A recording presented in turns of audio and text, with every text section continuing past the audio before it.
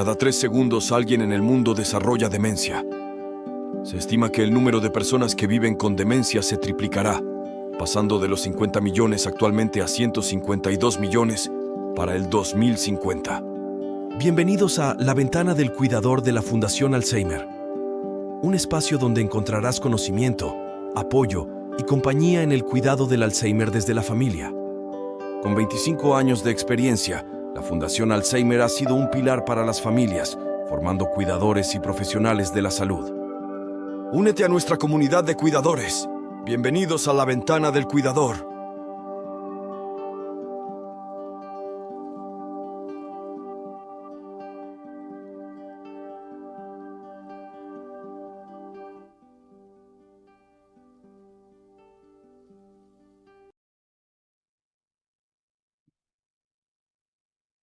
¿Cómo?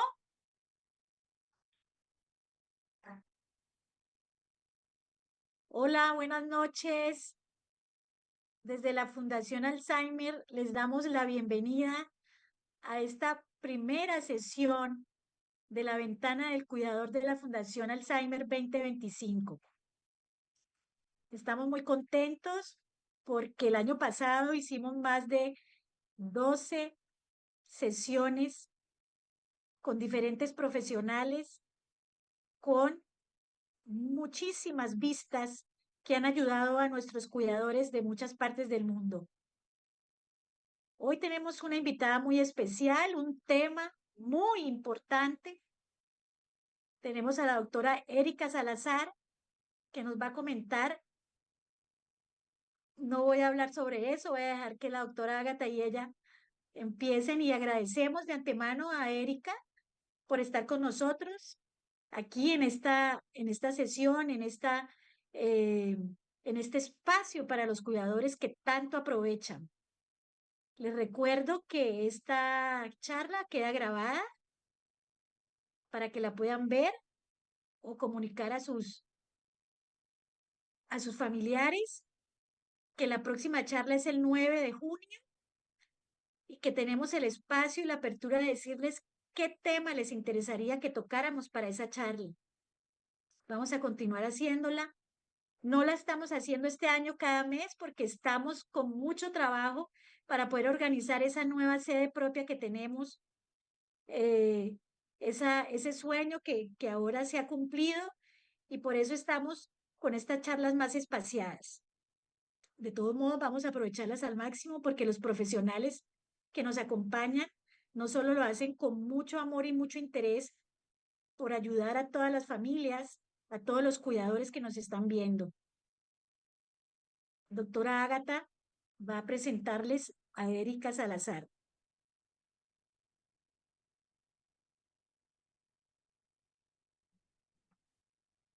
Bueno, buenas noches a todos. Qué rico estar aquí nuevamente con nuestro programa de La Ventana del Cuidador. Hoy tenemos a nuestra invitada especial, a la doctora Erika Salazar Fernández, quien es médica especialista en anatomía humana con maestría en ciencias cognitivas de la Universidad de Costa Rica y también con máster en atención especializada a personas con deterioro cognitivo de la Universidad de Salamanca. La doctora Erika es una reconocida experta en el campo de la longevidad y la salud cognitiva, con una amplia formación académica y años de experiencia clínica.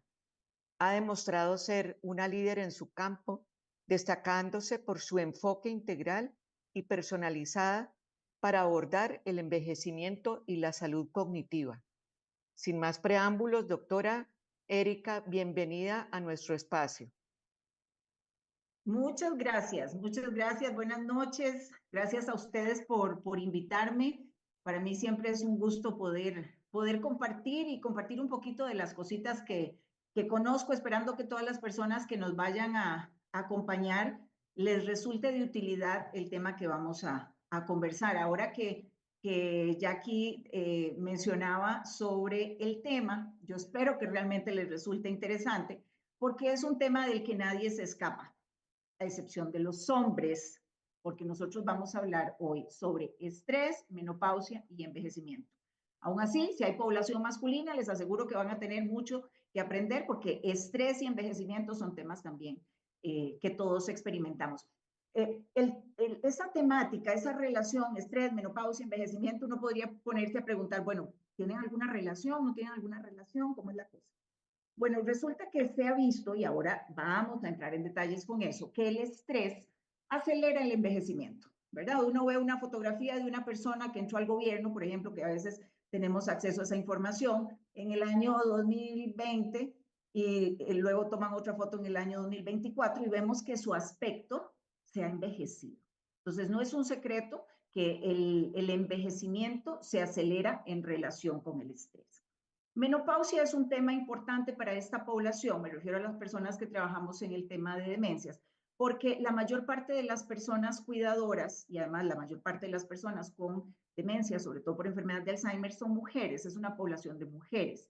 Y la menopausia es un proceso del que ninguna mujer se escapa si llegamos a esta edad de los 45 a los 55 años y tiene una serie de cambios que si no se manejan adecuadamente nos va a acelerar el envejecimiento, nos va a disminuir las herramientas con las que le podemos hacer frente al estrés y nos puede predisponer para que conforme vayan pasando los años desarrollemos más enfermedades crónicas. Cuando hablo de enfermedades crónicas me refiero a presión alta, colesterol alto, azúcar alta, todas esas dolencias que cuando ya somos adultos mayores nos representa un riesgo muy grande para enfermedades como un derrame, un infarto o una demencia también, ¿de acuerdo? Entonces, la intención de la charla es que tengamos muy claros ciertos conceptos y sobre todo que entendamos la razón de ser de algunas condiciones que deben tratarse. Es decir, a uno le dicen, estoy estresado. Bueno,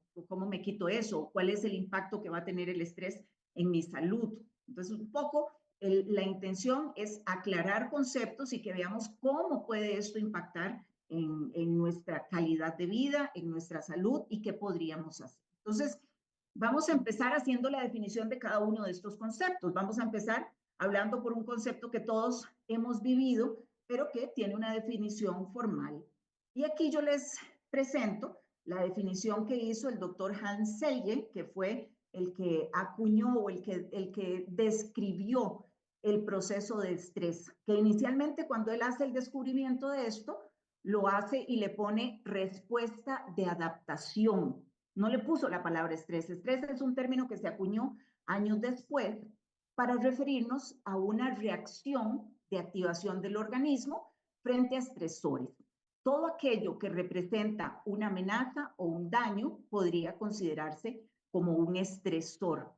Y vean ustedes que aquí en la parte superior de la imagen, la definición que da Hans Selye es que no es el estrés lo que nos mata, es nuestra respuesta al estrés. Y cada vez hay más evidencia de que en razón de cómo yo responda al estrés, de cómo yo perciba el estrés, así va a ser el impacto en mi salud.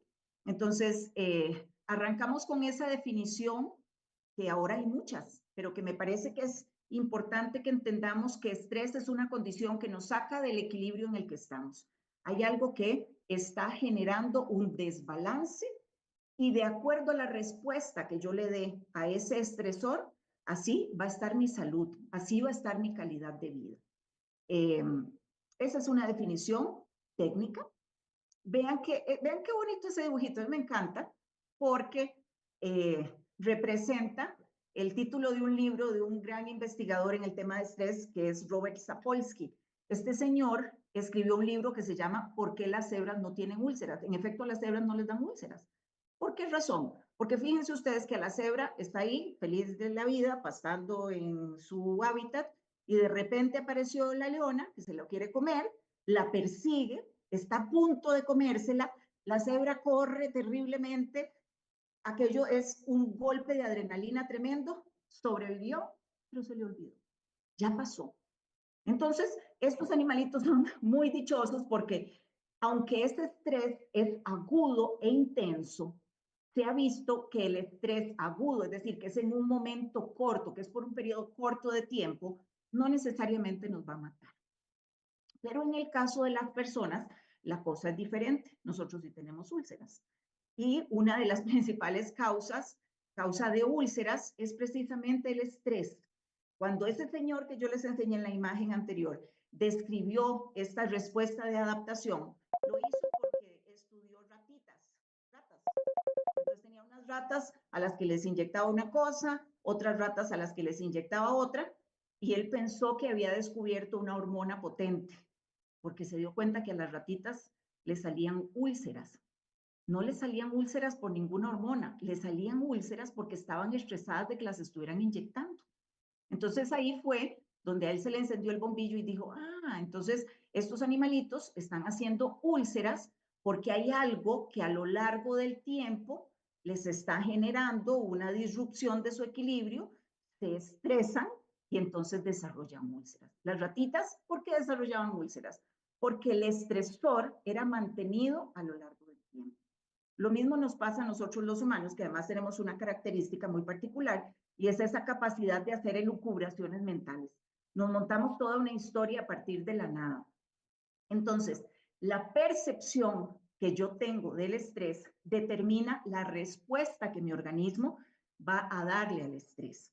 Es decir, al cerebro no le importa si el estresor es que me viene persiguiendo la leona y me va a devorar, o si yo me estoy imaginando que el día de mañana me van a despedir del trabajo, o que a mi mamá le va a pasar algo, o que me van a llamar por una cosa terrible. El cerebro no distingue. Entonces hace que el organismo siempre tenga la misma respuesta.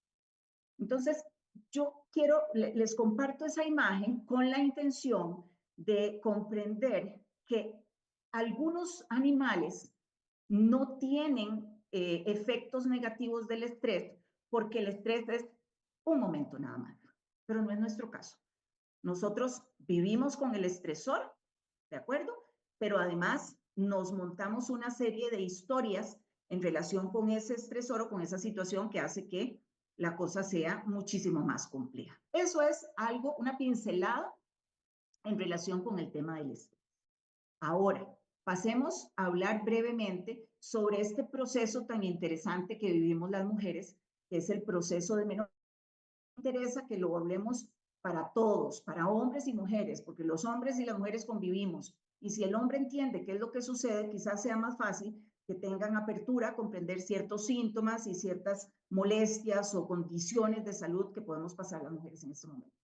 Primero, cuando nosotros hablamos de menopausia, hay una definición técnica. Y esa definición técnica dice que menopausia es cuando la mujer pasó 12 meses sin tener una menstruación. Es decir, tengo que cumplir un año sin menstruar para definir que estoy técnicamente en menopausia.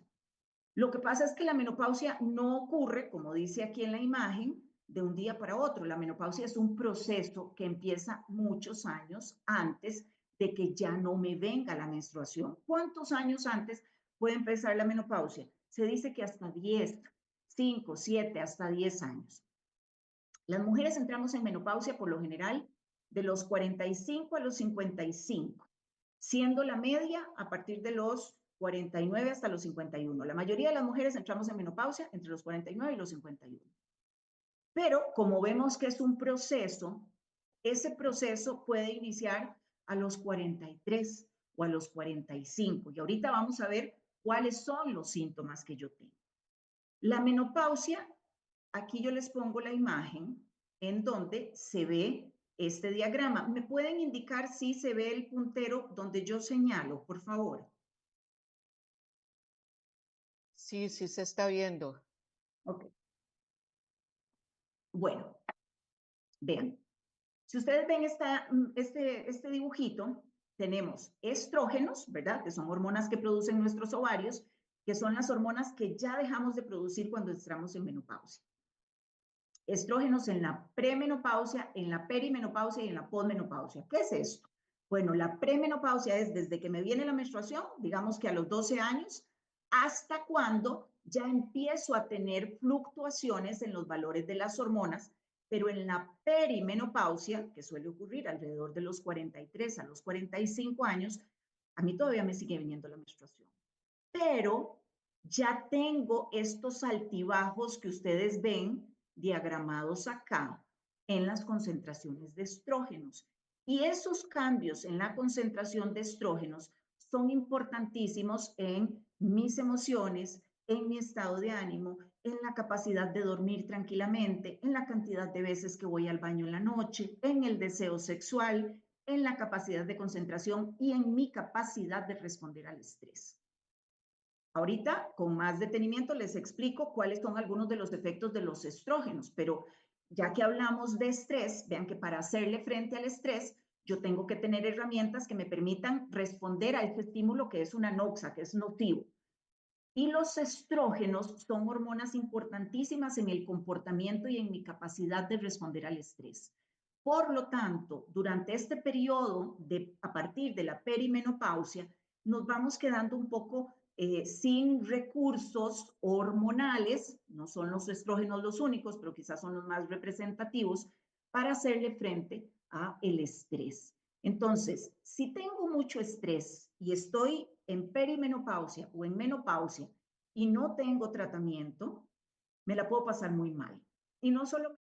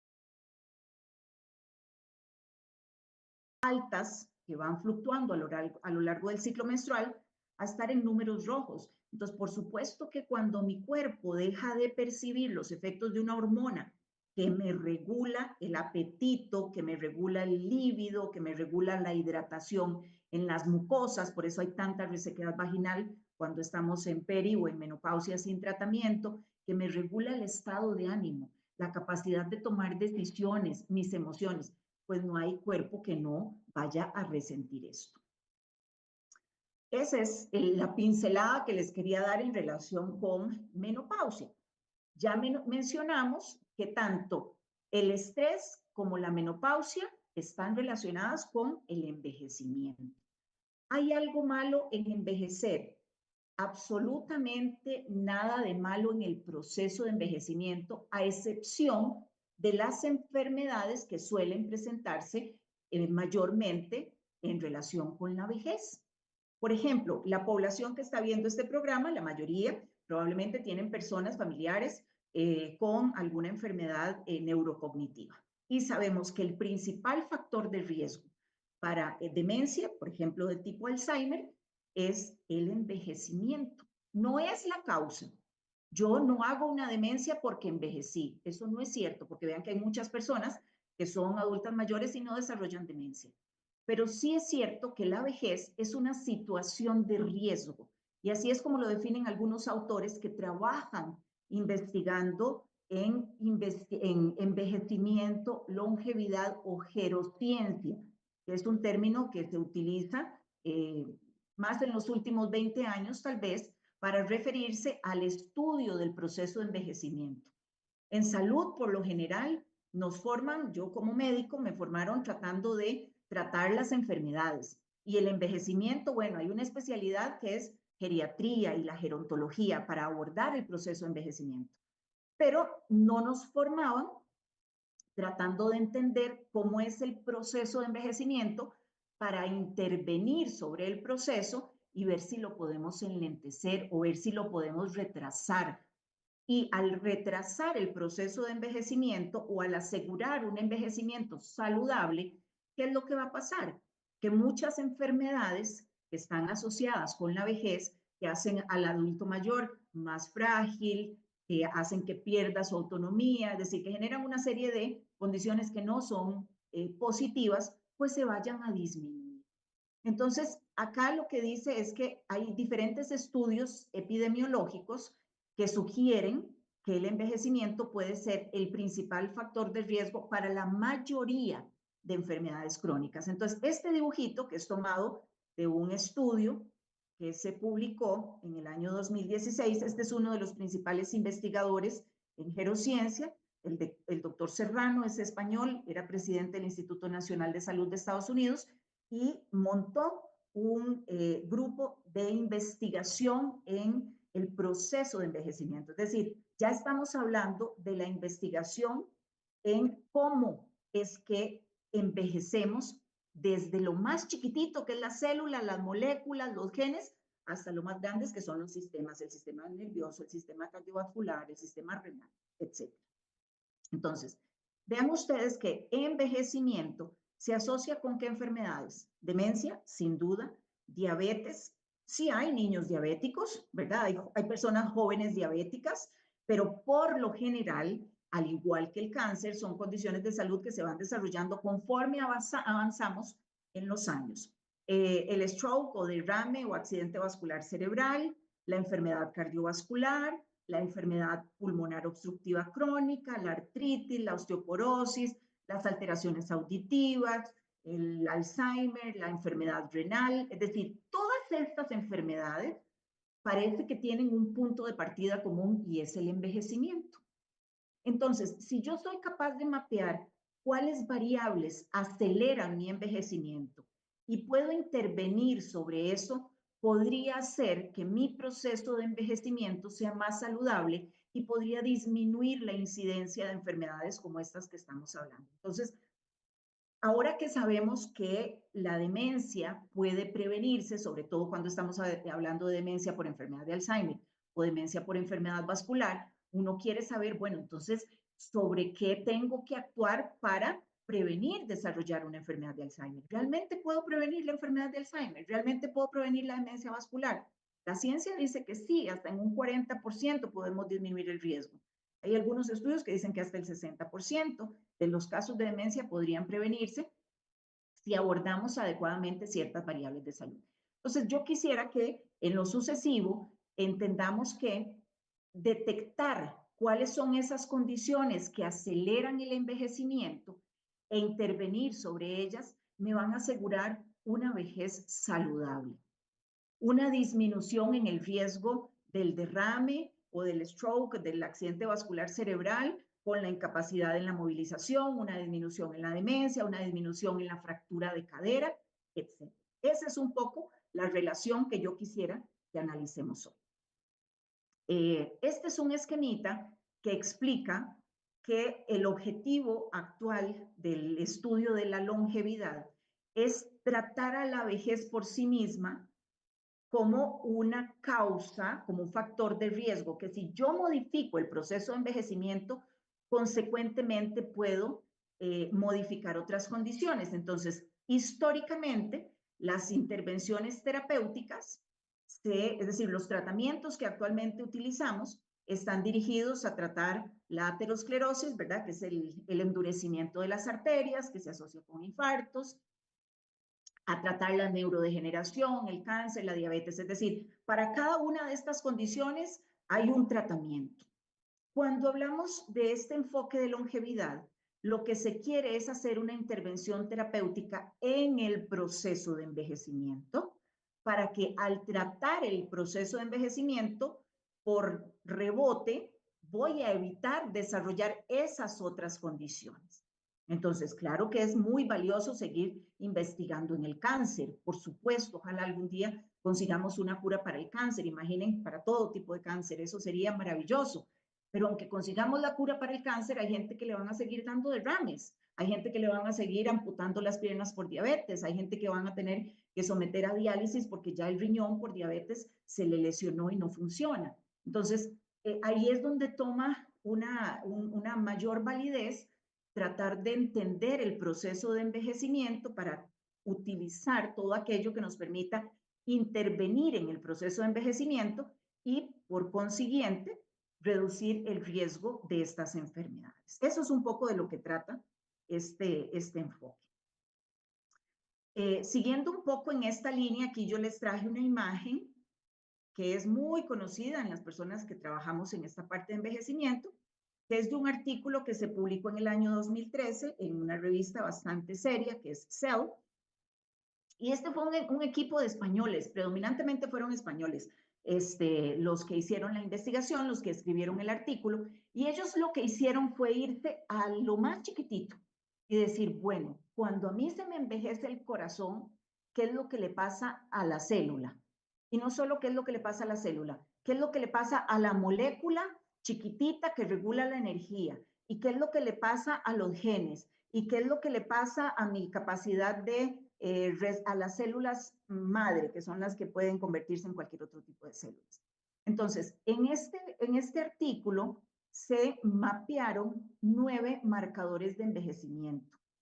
Yo se los estoy poniendo acá porque ahora más adelante, cuando hablemos de estrés y cuando hablemos sobre menopausia, nos vamos a dar cuenta que estrés y menopausia vienen a recaer justamente en alguna de estos marcadores. Lo que quiere decir esta imagen es que el proceso de envejecimiento se va a dar porque, uno, tengo inestabilidad en los genes, mis genes se vuelven inestables y entonces expresan una cosa que puede ser una enfermedad o no. Alteraciones en la comunicación entre las células se comunican, todas se comunican, y cuando hay alteraciones en esa comunicación, porque me falta una proteína con la que yo podría hablar o porque me falta una enzima, entonces empieza a alterarse la celulita y esa celulita se termina muriendo. También por algo que se llama senescencia celular. De todos estos marcadores, hay algunos que vamos a mencionar más. Uno de ellos es senescencia celular. ¿Qué es eso? Bueno, una célula senescente es una célula que puede ser de la piel, puede ser, puede ser del cuero cabelludo, puede ser del cerebro, puede ser del hígado. Y esa celulita va envejeciendo, pero no se muere. Queda ahí viva como un zombie, por así decirlo, y empieza a producir sustancias que más bien son contraproducentes, porque esas sustancias que libera la célula senescente, que es una célula que ya no está cumpliendo con su trabajo, pero tampoco se muere, son sustancias que aumentan los niveles de inflamación que tiene ese tejido. Y uno dice, entonces se inflama, como se me inflama alguna articulación, como se me inflama un dedo si me golpeé. Es otro tipo de inflamación, es inflamación a nivel de la célula. Pero la inflamación es la mala de la película en el envejecimiento. Y ahora vamos a ver que estrés se asocia con mayor inflamación, neuroinflamación, inflamación por inflammaging, que es un concepto que se refiere a inflamación relacionada al envejecimiento. Entonces, esas células que ya no sirven, que no se mueren, que están produciendo sustancias y que aumentan el nivel de inflamación que yo tengo en todo mi cuerpo, si yo las puedo eliminar, disminuiría el proceso de envejecimiento. Por eso algunos tratamientos están enfocados justo en eliminar a esas celulillas que ya no sirven para nada y que más bien están jodiendo en mi cuerpo. Otro concepto que vamos a hablar mucho es de disfunción mitocondrial. La mitocondria es la fábrica de energía de las células.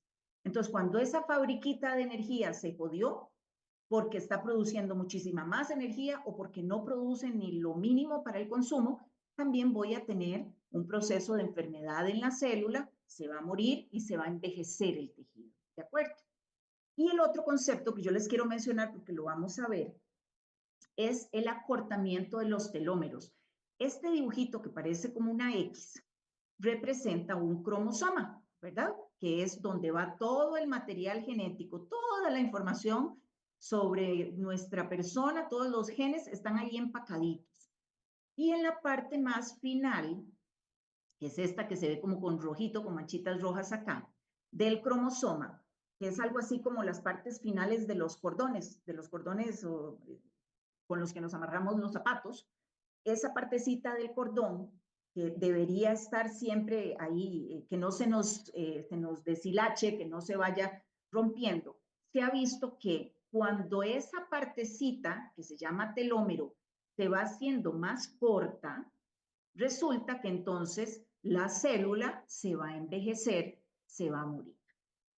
Entonces, ahorita van a entender por qué les estoy hablando de estas tres condiciones. Lo que quiero en términos generales es que ustedes vean también el nivel de seriedad que tiene esto y la profundidad a la que se ha ido hilando para entender cómo es el proceso de envejecimiento. Y lo más interesante es que ustedes sepan también que ahora ya se saben qué tipos de dieta pueden ayudar a retrasar procesos de envejecimiento, qué tipos de ejercicio favorecen más retrasar el envejecimiento. Si yo estoy hablando de restricción calórica, que es maravillosa para disminuir el proceso de envejecimiento, ¿cuánto debo dejar de comer? ¿Cuántas calorías tengo que limitar para evitar el proceso de envejecimiento? Pasando por fármacos que actúan sobre algunas de estas rutas que les estoy enseñando y que retrasan envejecimiento y obviamente a través también no solo de fármacos, sino de suplementos que se les llama senolíticos, que eliminan células viejas o que hacen otra cosa. Es decir, aparte de que ya hemos mapeado qué es lo que hace que envejezcan nuestros órganos, también sabemos sobre qué o con qué podríamos actuar para evitar que eso suceda. Bueno, aquí vamos a empezar a hablar sobre este tema que es menopausia. Y yo les pongo aquí la imagen de la Mujer Maravilla, que las que son de mi época o mayores se acordarán de esta, que es Linda Carter, la nueva pues no es tan conocida para nosotros. Pero además se las pongo porque las mujeres a veces tenemos ese delirio de que somos Wonder Woman, ¿verdad? Mujer Maravilla, todas y somos capaces de hacer todo y así estemos muriendo de cansancio, así estemos derrotadas mentalmente, ahí seguimos y le damos. ¿De acuerdo? Lo que pasa es que no morimos ahí, lo vamos haciendo, vamos desgastándonos lentamente de una manera que es muy contraproducente. Entonces yo les pongo ahí que en realidad enfrentar el estrés durante la menopausia es como ir a la guerra sin tener armas, totalmente desarmadas. No tengo hormonas, no tengo neurotransmisores, no sé si les suena el nombre de serotonina, dopamina, noradrenalina. Esas son sustancias que actúan en mi cerebro regulando el estado de ánimo, regulando la capacidad de tomar decisiones y resulta que en la menopausia bajan las hormonas, pero también bajan los neurotransmisores. Y entonces mi capacidad de tomar decisiones está limitada, mi capacidad para planificar lo que tengo que hacer está limitada, el control emocional está limitado, mi energía está limitada porque me voy a sentir muy fatigada. Entonces, lo que quisiera resaltar de esto es que durante este proceso tenemos que tener algún tipo de acompañamiento, deberíamos tener algún tipo de ayuda farmacológica, no todos son fármacos y ahorita vamos a hablar un poquito más de eso, pero sí deberíamos entender que el proceso de la menopausia y el estrés requieren de un abordaje y de un acompañamiento de la salud que nos permita poder hacerle frente y que no nos vaya a pasar posteriormente la factura con una enfermedad crónica de alto impacto. Yo aquí les comparto algunos datos relacionados con el tema de la menopausia. Y arranco con uno que es el que dice que las mujeres tienen el doble de probabilidades de desarrollar la enfermedad de Alzheimer. Y este es un dato contundente. Ahí yo les menciono, la fuente es la doctora Mosconi, que es una investigadora en el tema de Alzheimer y menopausia muy reconocida. Pero además de que tenemos el doble de probabilidades, de 4 personas que tienen enfermedad de Alzheimer, 3 son mujeres. ¿De acuerdo? Entonces parece que hay algo, hay una condición en la mujer que es biológica, que hace que tengamos una mayor predisposición al desarrollo de esta enfermedad. ¿De acuerdo? Y se ha visto que durante la menopausia tenemos una serie de cambios que si no son tratados adecuadamente, nos aumenta el riesgo para desarrollar demencias, específicamente enfermedad de Alzheimer. ¿De acuerdo? Vean este dato que me parece muy interesante. Durante la menopausia, la energía cerebral puede disminuir hasta en un 30%. ¿Cómo no nos vamos a sentir fatigadas?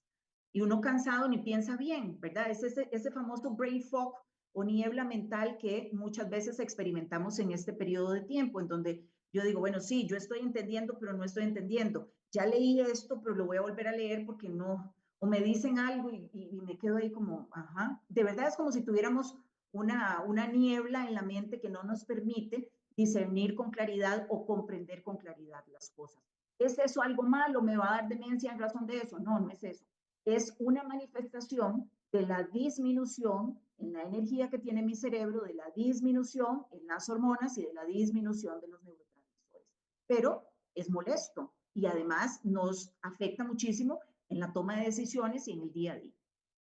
Ok, este es otro dato que me parece importante, relevante, y es que los bochornos, ¿verdad? Los bochornos son los calores, los síntomas vasomotores que pueden ser bochornos, puede ser sudoración, ¿verdad? Hay mujeres que dicen, no, yo lo que me pasa es que sudo y sudo y sudo. Ok, otras lo que dicen es que sienten que como que se encienden en un momento a otro, generalmente es de la parte, digamos, de tórax hacia arriba. Esos son bochornos. Y se ha visto que los que son persistentes se asocian con un aumento, vean qué impresionante, un aumento del 50 al 75% en el riesgo de eventos cardiovasculares. Cuando hablamos de eventos cardiovasculares, estamos hablando de nada más y nada menos que de infartos o derrames. Vean qué cosa tan importante, es decir, es la salud de un órgano que es determinante para la vida, que es el corazón. Y normalmente corazón y cerebro van de la mano. Si el corazón está enfermito, el cerebro también. Entonces, eso quiere decir también que esos bochornos a los que muchas veces no le conferimos mayor importancia que la molestia que me genera en su momento, ahora con la investigación, con la ciencia, nos damos cuenta de que no solo son molestos, sino que también pueden tener un impacto muy significativo en mi salud y en mi salud cardiovascular. La principal causa de muerte en Occidente son las enfermedades cardiovasculares y el cáncer, ¿de acuerdo? Y vean ustedes que si estoy teniendo esta condición, tengo calor día y noche, sudo, no tengo tratamiento, caramba, estoy deteriorando mi sistema cardiovascular. Entonces, ahora vamos a hablar un poquito, muy brevemente, sobre qué hacer, es decir, y me tengo que poner hormonas, entonces, no necesariamente. No necesariamente todas las mujeres tienen que usar hormonas, algunas no deben, algunas no pueden, pero los bochornos se pueden tratar de otra forma, hay tratamientos para los bochornos, algunos naturales, algunos pueden funcionar de los naturales, no todos, pero los antidepresivos, por ejemplo, inhibidores de la recaptación de serotonina, sobre todo, como por ejemplo la paroxetina o la venlafaxina, actúan disminuyendo los bochornos, es decir, que aunque no pueda usar hormonas, dígame qué puedo usar para quitarme estos bochornos, poder dormir y no estar aumentando el riesgo de enfermedad cardiovascular. Y a manera de conclusión, lo que yo les pongo aquí es esta afirmación que dice que en las mujeres la salud en la edad media me refiero de los 45 a los 55 años, es un predictor de la salud en la vejez. Si yo a los 50 ya estoy hipertensa, diabética, obesa, con una depresión no tratada, con trastornos de sueño no tratados, bueno, pues debo hacer algo ya, porque si me mantengo así, voy a tener mayores probabilidades de estar con una enfermedad que aminore mi calidad de vida seriamente, como por ejemplo una insuficiencia renal crónica, como por ejemplo un accidente cerebrovascular en donde ya me quedó afectada la parte de la movilidad o la parte de la audición o lo que sea. Así que actuar en este momento de nuestras vidas, entre los 45 y los 55, que estamos experimentando estos procesos de perimenopausia y de menopausia, pues puede determinar que seamos mujeres sanas o que seamos personas enfermas. Yo aquí les tengo una imagen que explica un poco cuáles son las consecuencias del estradiol bajo en mi salud. Vean, para que todos estemos muy claros, cuando nosotros hablamos de menopausia, generalmente a lo que nos referimos es a un proceso en el que bajan los estrógenos.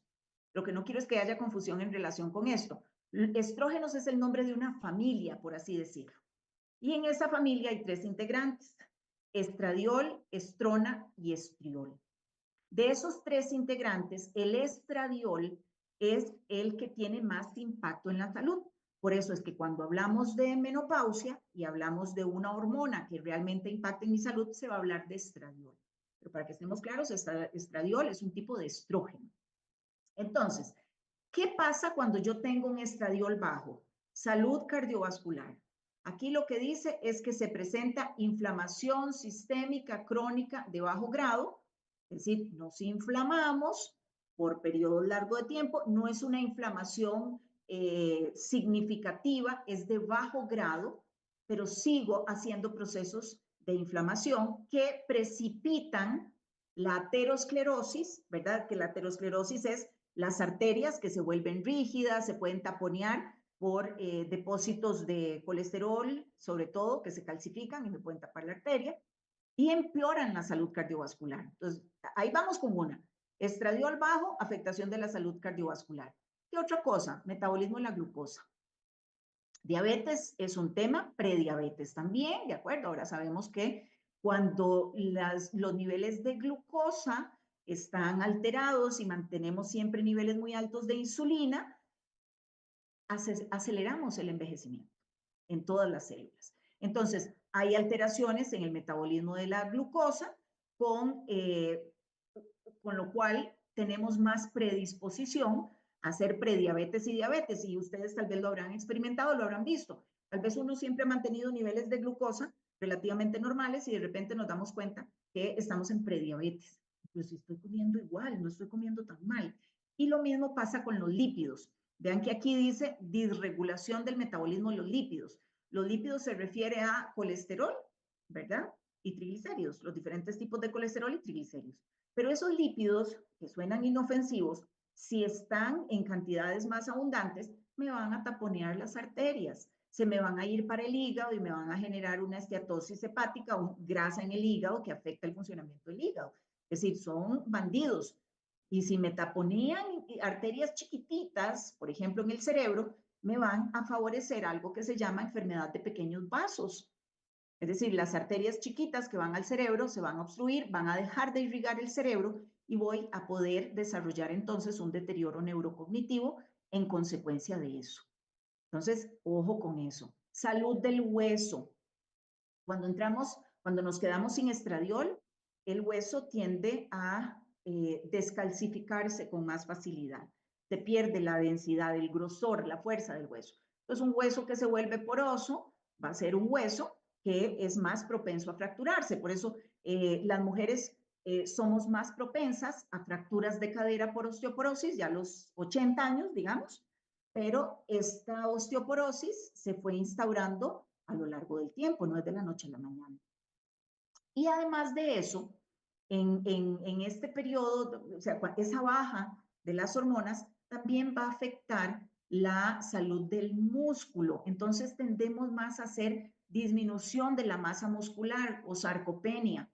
Y eso no es bueno. No es bueno porque entonces pierde ese sostén del hueso. Imagínense, un hueso ya poroso y sin una buena estructura de sostén, que es el músculo, pues tengo más probabilidades de hacer fracturas de cadera y además de perder la estabilidad, ¿verdad? De perder esa seguridad en la marcha, esa capacidad de mantener el equilibrio, esa fuerza de que si me resbalé, tengo la capacidad de sostenerme y no caerme, eso lo vamos perdiendo y forma parte de un síndrome que se llama síndrome de fragilidad del adulto mayor.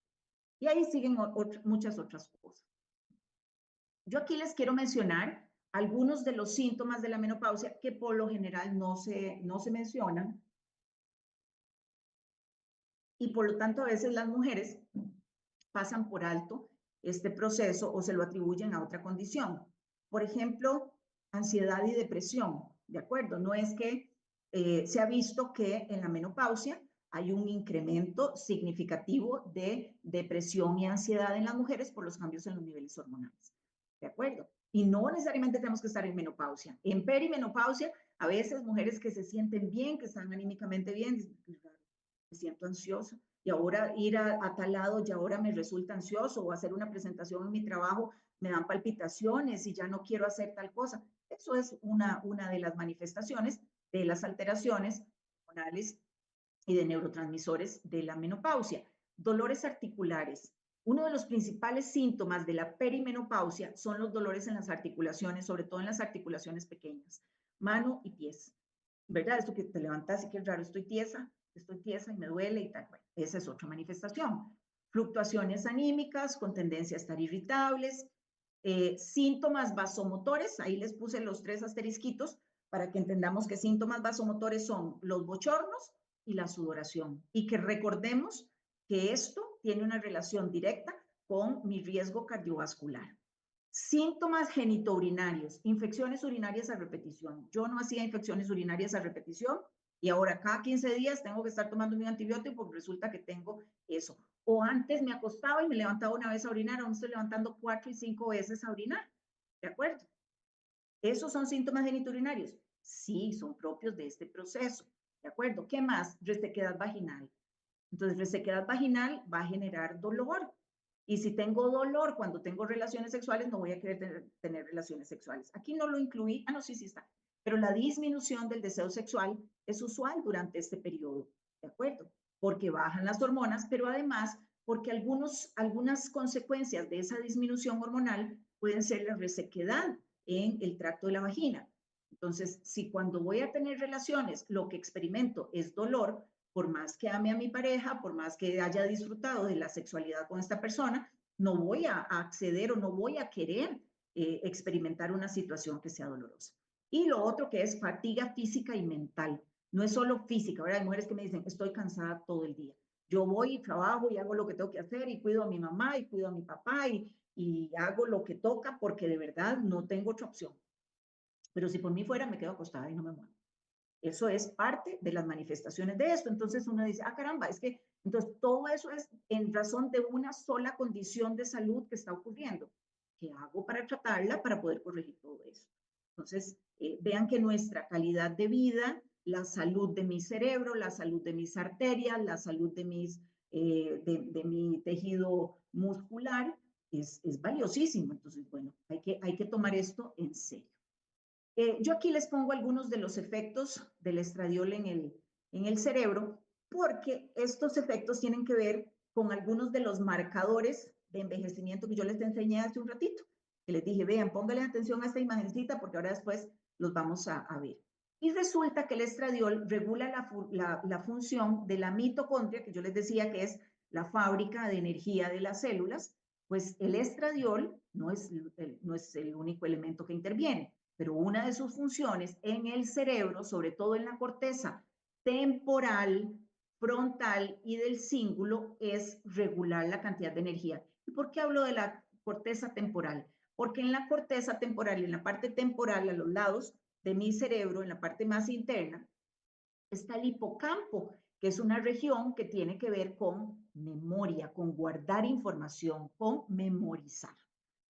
Otra cosa que hace esta hormona es mantener la integridad de la sinapsis. Recuerden que la sinapsis es la comunicación entre las neuronitas, ¿verdad? Mis neuronas, que son esas células que están en el cerebro, no son las únicas, hay otras que son igualmente importantes y todavía más abundantes que las neuronas, como la microglia. pero estas neuronas para comunicarse lo hacen a través de esa unión. Supongamos que esta es una neurona y esta es otra, ¿de acuerdo? Entonces, ahí yo tengo una sinapsis. Pues que esta sinapsis se mantenga íntegra, se mantenga bien unida, depende también del estradiol. Ahí, si pierdo la sinapsis, si disminuye la conexión, pues hay funciones que van a verse afectadas. Y otra cosa muy importante que se ha visto que hacen estas hormonas es mantener la proteína del amiloide soluble, liquidita.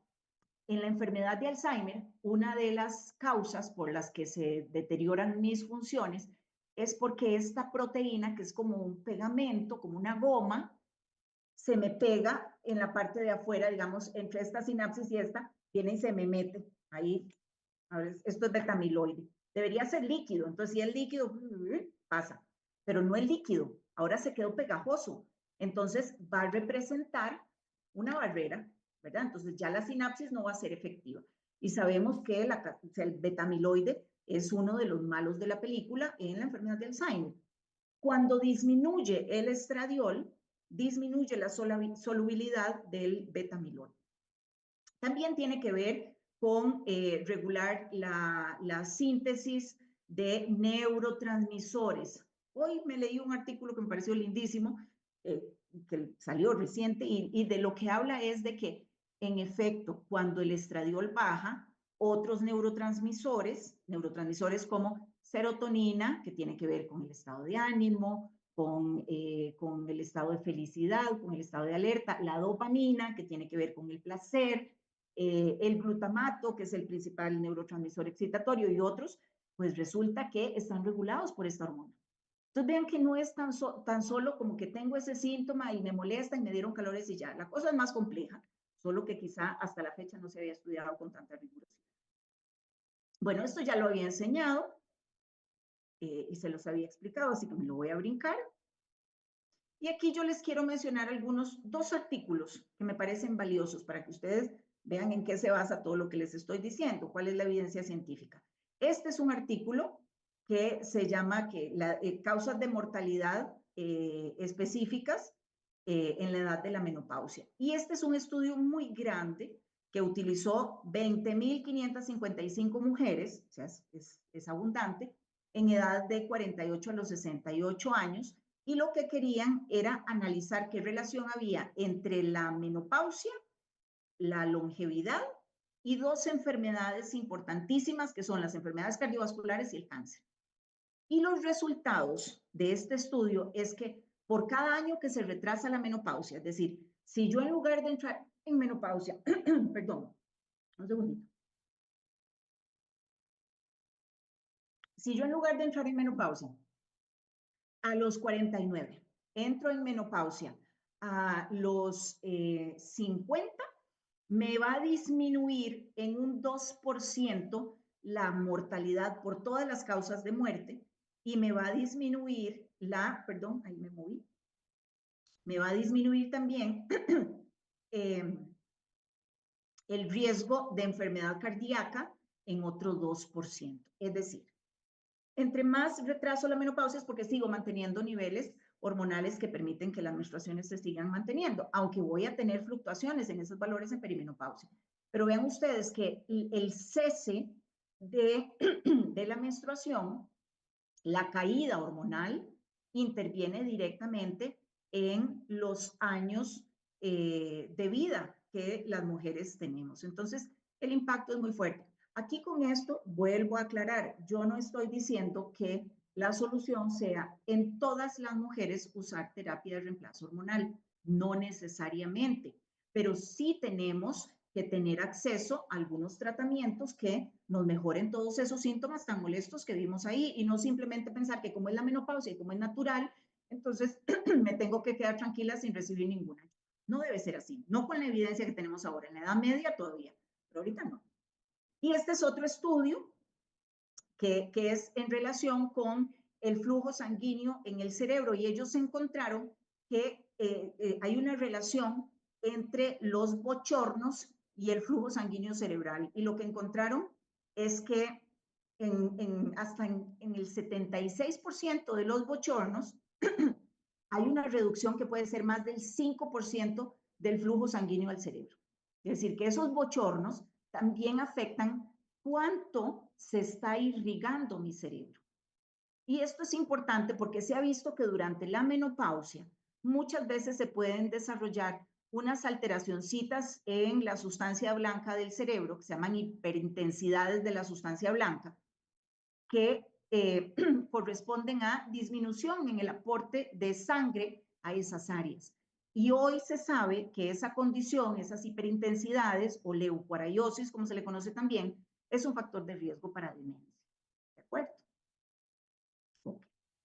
Ya casi voy a terminar. Esta me la voy a brincar. Nada más. Y esta me la voy a... Esta, para que ustedes sepan de qué se trata, es nada más un estudio que habla de, en América Latina, cómo está el tema de uso de tratamiento para la menopausia. Entonces, los voy a mencionar aquí. Este es el estudio, ¿de acuerdo? Este es un grupo colaborativo que hace investigación. Y este estudio valoró 6.731 mujeres, 6.731 mujeres sanas que iban desde los 45 a los 59 años en 15 países de América Latina. Y ellos encontraron que 12.5% reciben terapia de reemplazo hormonal, principalmente oral. ¿Y eso qué significa? Bueno, resulta que yo puedo tomar reemplazo hormonal en pastilla, pero también existen geles. Y se ha visto que los geles pueden ser muy amigables con el resultado que nosotros estamos buscando. Hay una gran cantidad de mujeres que lo usaron, pero lo dejaron de usar porque le mejoraron los síntomas. Lo que pasa es que ya después de que lo dejan de usar, se dan cuenta que le vuelven los síntomas. Y este otro dato me parece muy interesante porque este fue en profesionales de la salud. Fue en personas, en especialistas en ginecología. Y este estudio lo que encontró es que 85% de las mujeres profesionales en ginecología usan terapia de reemplazo hormonal, pero la prescriben solo en un 48%. Eso podría ser, no podemos asegurar cuál sea la causa, pero podría ser también por la desinformación que hay en relación con el uso de terapia de reemplazo hormonal y el mito de que la terapia de reemplazo hormonal da cáncer y otra serie de cosas. ¿De acuerdo? Pero bueno, es un dato que me parece interesante, que uno dice, bueno, ¿por qué lo usa y no lo receta? Bien, ese es otro tema. Pero el asunto es que no estamos los profesionales de salud prescribiendo la cantidad de, o sea, como se debería de prescribir.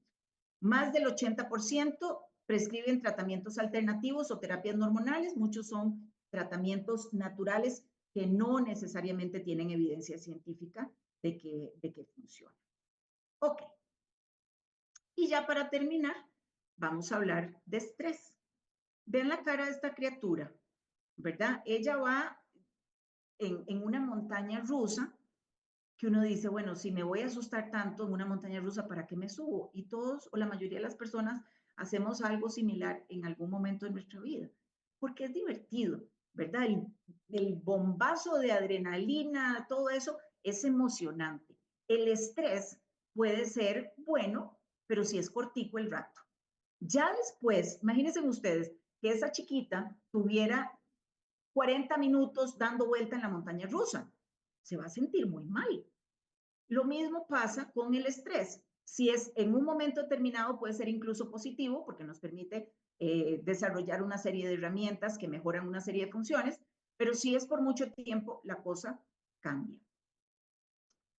Aquí yo les muestro que el estrés tiene diferentes fases y este es el modelo que describió el doctor Hans Selye, que yo les enseñé. Entonces, ese estrés va por etapas. Primero, me enfrento al estrés y resisto, no hay ningún problema. Pero si el estrés sigue, yo voy a movilizar mis defensas, voy a ver de qué manera respondo a ese estrés. Si el estrés se prolonga por mucho tiempo, entonces ya lo que voy a tener, es un periodo de resistencia y llega por haber un periodo de agotamiento. Me agoto, ya no doy, ¿de acuerdo? Entonces, eso significa que el estrés va a tener, es un proceso. Y si yo prolongo mucho ese estrés, voy a llegar a un punto de agotamiento con consecuencias en la salud que ahorita vamos a ver. Ok, vean que yo aquí lo que traté de hacer es explicar cuando tengo un estresor, qué es lo que hace mi cuerpo y cuáles son las alteraciones que se van a presentar si yo me mantengo en ese estrés. Entonces, si yo estoy en una situación de emergencia, vi que a alguien de mi familia le pasó algo, tuve un accidente, el tono cardiovascular, las arterias se van a van a aumentar el tono, ¿de acuerdo? Van a disminuir el tamañito para aumentar el tono cardiovascular para que me llegue más sangre al cerebro, por ejemplo, y a los músculos. Pero si eso se mantiene, ¿qué es lo que voy a terminar desarrollando? Hipertensión arterial y aterosclerosis. Entonces yo lo veo con mis pacientes también, ¿verdad? Pacientes que tienen altos niveles de estrés y se mantienen así a lo largo del tiempo, quizás venían con presiones normales y un día llegan y me dicen, mira, fíjate que de repente me sentí mal y fui y ahora estoy hipertenso o ahora estoy hipertensa. Eso no es casual, es una consecuencia de un nivel de estrés crónico que no tratamos. Normalmente se va a suprimir la digestión cuando hay una situación de riesgo, pero si esas alteraciones continúan, lo que vamos a tener es un aumento en el riesgo de las úlceras y un aumento, vean qué interesante, un aumento en los depósitos de grasa. El estrés puede hacer que mi composición corporal cambie, ¿verdad? Entonces pasé de tener una distribución grasa normalita a tener un montón de grasa justo en la pancita, en la región del abdomen. Y entonces ahora tengo un montón de grasa aquí, los brazos delgados, las piernas delgadas y estoy con mucha gordura central y obesidad visceral. ¿Ven cómo pasa? También durante el estrés agudo la reproducción debe suprimirse, ¿verdad? En medio de una hambruna, estarme reproduciendo no es la mejor idea. Eso tiene sentido. Pero, ¿qué es lo que sucede si eso se prolonga? Bueno, si eso se prolonga, vamos a tener ciclos irregulares en las mujeres, falta de menstruación, disminución de testosterona, que es otra hormona que las mujeres también tenemos. La gente habla de testosterona y dice que es una hormona de los hombres. No hay hormonas de hombres y de mujeres, son las mismas, todos tenemos lo mismo. La diferencia es la cantidad y los efectos que ellas pueden tener y la cantidad de receptores que yo tengo. Pero aquí yo puse con asterisquitos perimenopausia y menopausia porque el estrés durante la perimenopausia y la menopausia puede acelerar la caída de las hormonas y entonces la sintomatología es más florida. En los hombres puede haber disminución de las erecciones. Puede ser que el deseo sexual se mantenga relativamente normal, pero no logran la erección o logran la erección, pero es una erección que dura muy poquito tiempo. ¿Por qué? Porque fíjense ustedes que en la parte de la fisiología de la sexualidad en el hombre, tenemos dos sistemas nerviosos, dos divisiones en cómo funciona. Una que nos pone alerta y otra que nos relaja. Pues resulta que para lograr la erección, yo tengo que estar relajado, tiene que estar actuando el sistema parasimpático. Pero cuando tengo mucho estrés, lo que está activado siempre y 100% es el simpático. El parasimpático ni se asoma. Entonces, ¿qué es lo que va a pasar? Que no voy a tener la capacidad eréctil porque tengo predominantemente ese estado de alerta constante. Ok. Y en la parte de memoria o cognición, cuando uno tiene un estresor agudo, o sea, tengo que prepararme porque esto me sale, me lo van a preguntar tal, puede ser que me mejore incluso la memoria y me mejore la cognición y hasta me mejore el estado de ánimo.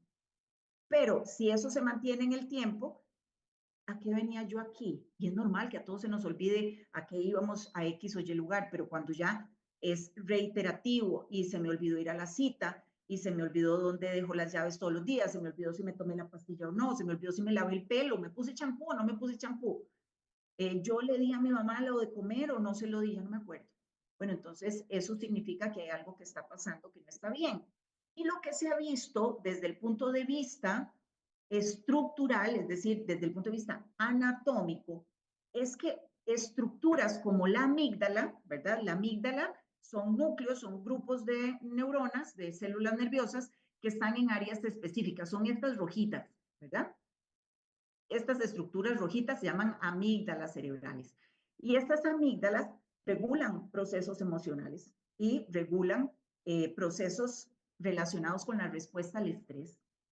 Entonces, esta amígdala se termina haciendo más grande y cada vez tengo una reactividad mayor ante el estrés. Pero también se ha visto que durante el estrés, este es el dibujo de unas neuronitas, ¿de acuerdo? Esta es una neurona, este es el cuerpito, y esto que parece como el pelito son las conexiones, son con lo que ellas se comunican, que se llaman dendritas. Entonces, cuando tenemos un estrés de duración moderada, yo puedo perder algunas de estas conexiones, algunas de estas dendritas, pero es reversible. Pasó el estrés y me vuelven a nacer. Así somos, ¿verdad? Florecemos, por así decirlo, nos salen ramitas a través de las neuronas, pero también se pueden ocultar. Lo que pasa es que si la cosa es por poco tiempo, las ramitas que se ocultaron pueden volver a nacer. Pero si el estrés es severo y prolongado, se muere la neurona. Ni siquiera es que se me van las ramitas, la neurona se muere. Entonces hay atrofia, sobre todo de un área que está relacionada con la memoria que se llama hipocampo. Entonces vean ustedes que el estrés no solo me va a estar causando alteraciones en las estructuras que forman la neurona, sino que me mata la neurona. Y al matar la neurona, disminuye de tamaño la estructura y disminuye mi capacidad. ¿Para qué? Para un montón de cosas. Vean ustedes que se ha visto que procesos como planear, poner atención y resolver problemas tienden a afectarse durante el estrés crónico, porque esto que ustedes ven en rojo es el área anatómica de la corteza prefrontal, ¿verdad? O sea, aquí está la frente, ¿verdad? El lóbulo frontal y la parte más anterior es la corteza prefrontal. Y esta parte del cerebro integra un montón de información, pero me permite resolver problemas, me permite socializar, me permite tomar decisiones. Entonces, no sé si les habrá pasado, pero a veces uno, entre más estrés tiene, menos capacidad para tomar decisiones. Más me cuesta decidir, más me cuesta planear qué es lo que tengo que hacer, más me cuesta sentarme y hacer ese análisis, ¿de acuerdo? ¿Y por qué? Estoy atarantada porque no es de la nada que viene esto, es de un circuito nervioso, de una estructura anatómica que está siendo alterada por una condición que es biológica. Ok. Y este dibujito, ¿se acuerdan que yo hace un ratito, cuando empezamos, les enseñé el dibujito de la X y les dije que la parte distal, la parte más, en este caso lo verde, que parecían los cierres de los cordones, son los telómeros? Estas dos señoras que están aquí investigan la relación entre el estrés y los telómeros. Ella se ganó el premio Nobel de Fisiología y Medicina en el año 2012, creo, por haber descubierto una enzima que regula cuánto se acortan estos telómeros. Y esta mujer que trabaja creo que es Harvard o alguna de estas grandes universidades, es una de las principales investigadoras en estrés. Entonces a ella se les ocurrió tomar un grupo de mujeres cuidadoras de niños con enfermedades crónicas y ver si había alguna relación entre los niveles de estrés que estas mujeres tenían y la longitud del telómero. ¿Por qué? Porque ellas querían probar que el estrés crónico envejece. Y se dieron cuenta que cuando había mucho estrés, estas partes se volvían más cortas. Este estudio, y aquí les pongo el nombre, encontró esto. Estos son los dos grupos. El grupo de mujeres cuidadoras, eran cuidadoras todas, eran 58 mujeres, solo que un grupo de estas mujeres tenían un nivel normal de estrés porque tenían niños que no tenían una condición crónica, como por ejemplo un autismo severo o qué sé yo. Pero las mujeres que tenían niveles altos de estrés, lo que ustedes ven aquí de rojito es el nivel de estrés y las escalitas estas son el tamaño de los telómeros. Entonces, vean ustedes que las mujeres que tenían altos niveles de estrés van a tener telómeros muchísimo más acortados. De hecho, aquí se dice que las mujeres con niveles más altos de estrés percibido tenían telómeros más cortos al equivalente al menos 10 años más. Es decir, tengo 40 y tengo los telómeros como si los tuviera de 50. ¿De acuerdo? Bueno, vamos a ir terminando.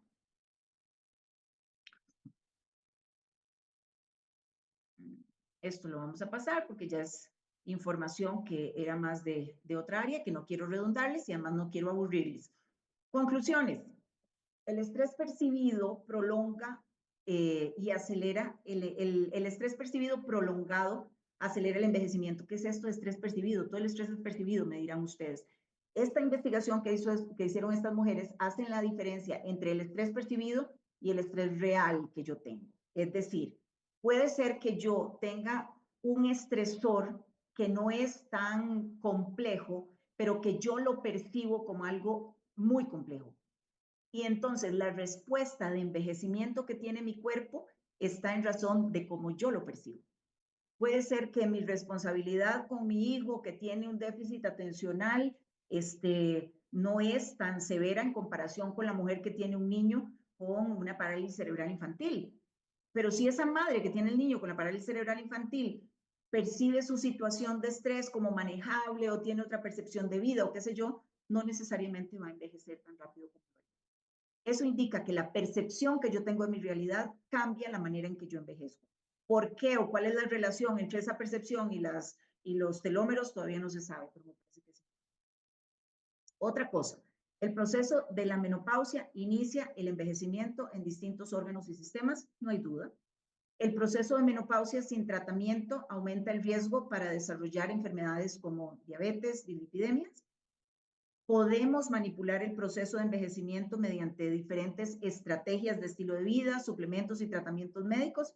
Sin duda, la evidencia es contundente. Eso lo podríamos hablar en otro momento, porque ahorita serían como 3 horas más. Y qué bueno.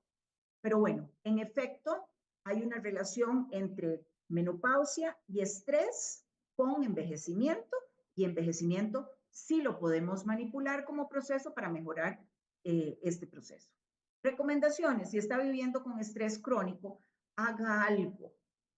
Que lo peor que podemos hacer es la nada, ¿verdad? Haga algo, busque ayuda, busque la orientación. Yo no voy a dar recomendaciones porque no es ese el objetivo de la charla, pero hay una serie de estrategias para mejorar la respuesta al estrés. Si está viviendo menopausia, abórdela oportunamente para tener una buena calidad de vida y disminuir el riesgo de enfermedades crónicas.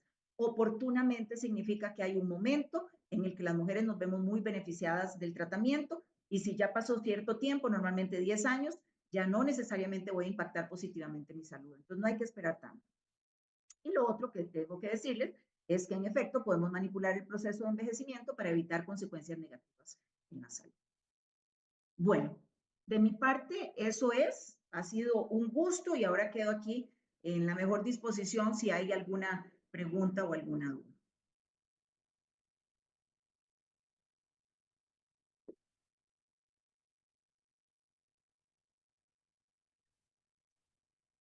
Bueno, doctora Erika, muchísimas gracias por esta magnífica presentación. Nos has dejado llenas de inquietudes, porque ciertamente, pues, digamos que si bien tenemos un grupo grande de mujeres cuidadoras, creo que también en su mayoría o están en la fase de la perimenopausia, incluso premenopausia, entonces es una advertencia muy buena de cómo es de importante tener en cuenta estos factores para atender a la salud de estas personas cuidadoras, porque como usted nos acaba de recomendar, pues si se está percibiendo unos niveles muy altos de estrés, como usted lo dice, hay la percepción de que es alta el estrés, pues no se debe dejar esta situación sin atender por todo lo que usted nos ha advertido aquí en esta presentación. Yo creo que esta es una de los aprendizajes importantes de esta conferencia. Una de las inquietudes que me han elevado por aquí en el chat es si el estradiol se puede medir o se puede evaluar hoy en día mediante pruebas y que pues si es una herramienta que puede servir como para ver cómo se encuentra la persona. Sí, claro que sí. Actualmente casi todo es medible y el estradiol es muy fácil de medir en sangre.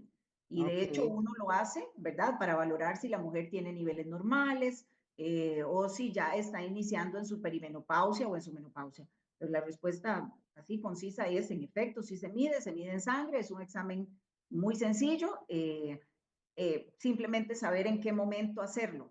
Es decir, si es una mujer que todavía menstrua, uno le indica que debe hacerlo en un día específico de su ciclo menstrual, por ejemplo, el tercer día a partir de que le viene la regla o el día 21, dependiendo de qué sea lo que se quiere valorar.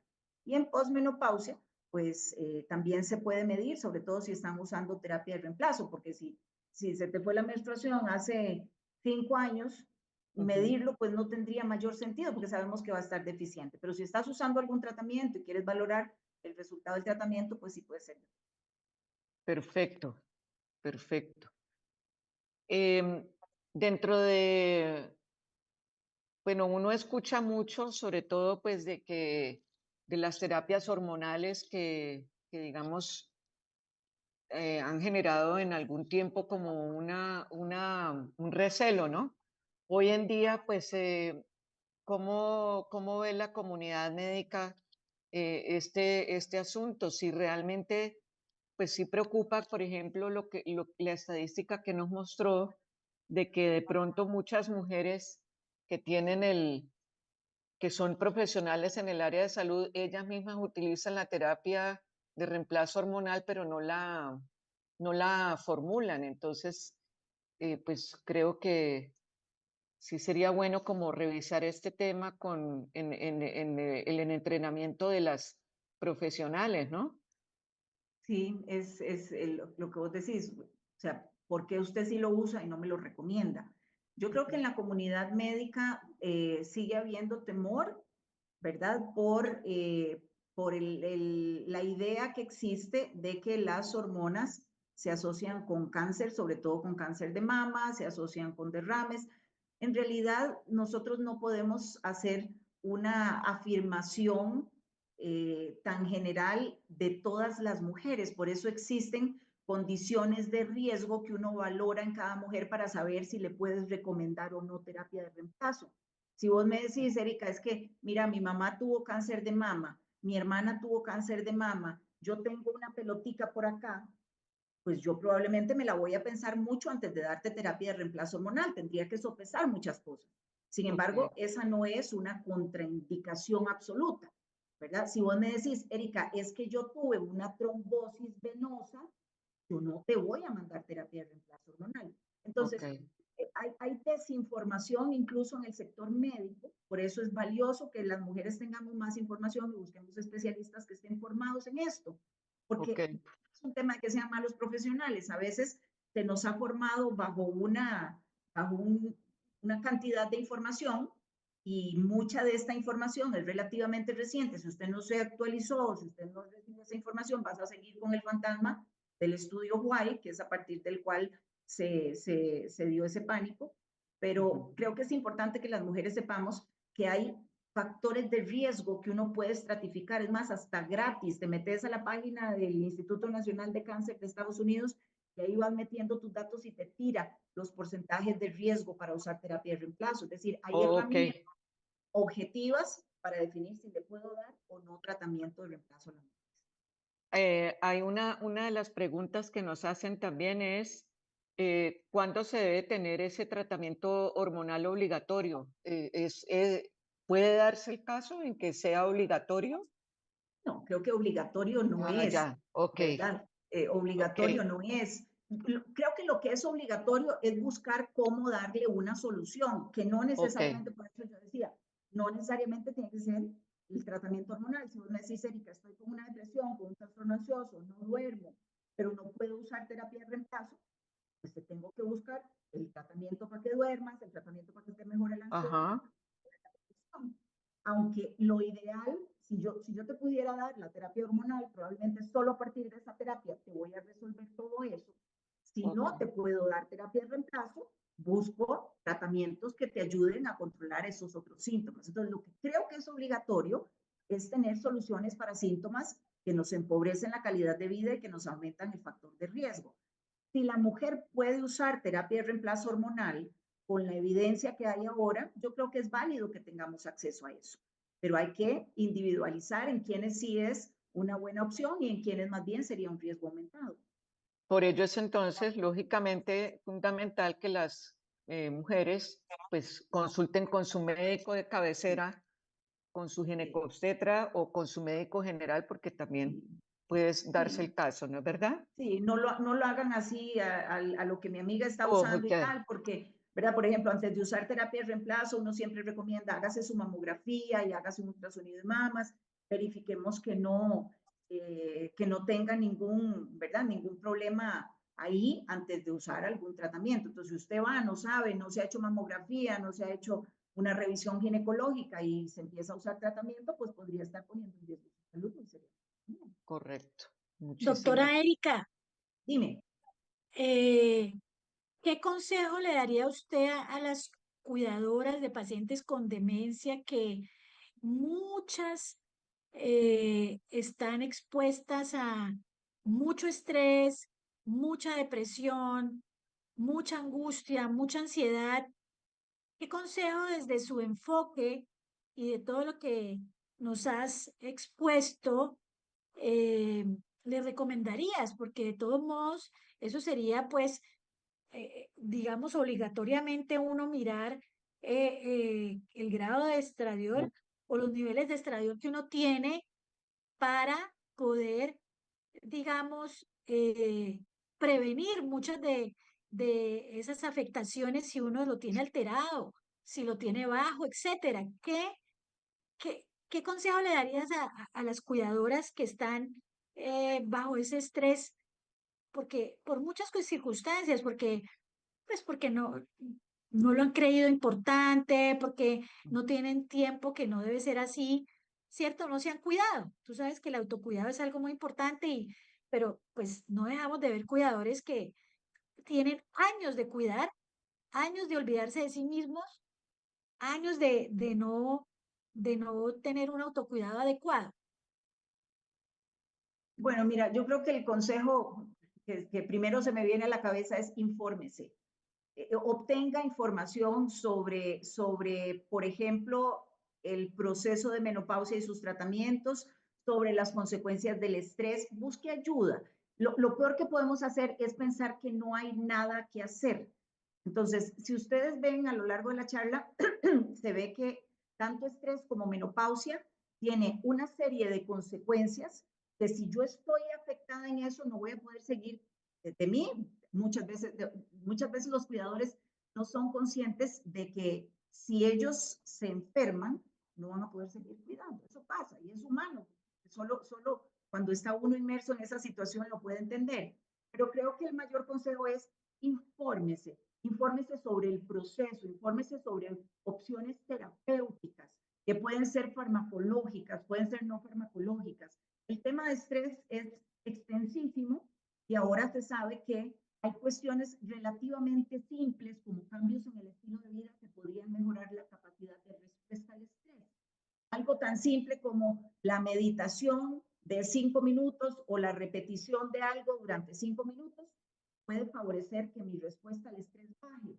Ejercicios de respiración, cosas que uno dice, ay, no, ¿para qué me voy a poner en eso? Eso no me genera mayor beneficio, no me suena que eso sea con alguna rigurosidad científica. Y sí, señores, existe algo que se llama neurociencia del bienestar y que se ha dedicado a estudiar de qué manera ciertos cambios en cómo yo respiro, en cómo yo me relajo, pueden influir en mi respuesta al estrés. Respuesta al estrés me refiero a cómo yo soy capaz de responder fisiológicamente ante eso. Creo que el principal consejo es infórmese, pida ayuda, no se quede sin hacer algo. porque opciones de tratamiento las hay afortunadamente en este momento para todo. En la medida en que uno tiene conocimiento puede decidir. Por eso es que creo que es importante tener información sobre menopausia, sobre estrés, sobre lo que sea. Pero no piensen que no hay nada que hacer o que no tengo tiempo o que cerrarse en eso y tener esa percepción de vida de que esto es lo que hay y no tengo más, podría pasarle la factura muchísimos años más adelante. Y si uno ve a una persona con deterioro cognitivo, con una demencia instaurada, yo puedo cuidar a una persona con todo el amor de la vida, pero si usted me pregunta si yo quisiera llegar a estar en esa situación, mi respuesta es no. Yo quisiera seguir siendo autónoma, yo quisiera seguir teniendo control de mis emociones. Entonces, si entiendo que lo que estoy haciendo me lleva para ese camino, pues yo creo que es momento de detenerse un segundo, de pensar y de analizar qué es lo que quiero. Lo que pasa es que a veces cuando estamos inmersos en tanto estrés, no sabemos cómo hacerlo. Por eso buscar ayuda es necesario, tener información, saber qué es lo que pasa, hacia dónde me muevo. Yo creo que ese sería el consejo más sencillo y más realista que les podría dar, porque ya el resto derivaría más en cuestiones de tratamientos y de cuestiones así, pero eso ya es muy individual. Bueno, me van diciendo que no hay más preguntas. Vamos cerrando, doctora Erika, de verdad, la Fundación Alzheimer está muy agradecida por este tiempo que nos has dado. Es un tiempo de conocimiento, un tiempo de reflexión, es un tema interesante que tenemos que seguir profundizando. Espero que nos acompañes en próximas charlas. Hablábamos antes de salir al aire de que la parte hormonal en el envejecimiento es supremamente importante y creo que nos vamos a ver si nos quiere seguir acompañando en esta labor tan importante de siempre aprender y sobre todo todos los temas que tengan que ver con el estrés en el cuidador y en todo lo que está influyendo en esa parte pues que no cuidamos, ¿no? Y que muchas veces ya es tarde. Entonces, te agradecemos muchísimo y esperamos tenerte en muchas charlas de ahora en adelante.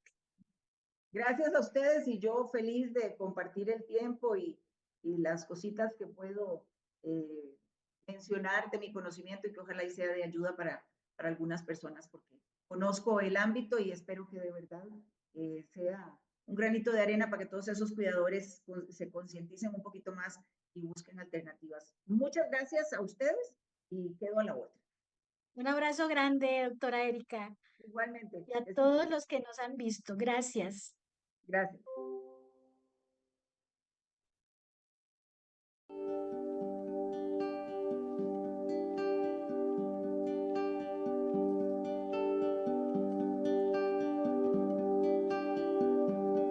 Cada 3 segundos alguien en el mundo desarrolla demencia.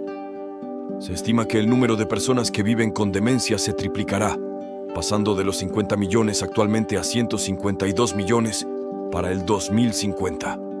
Bienvenidos a La Ventana del Cuidador de la Fundación Alzheimer, un espacio donde encontrarás conocimiento, apoyo y compañía en el cuidado del Alzheimer desde la familia.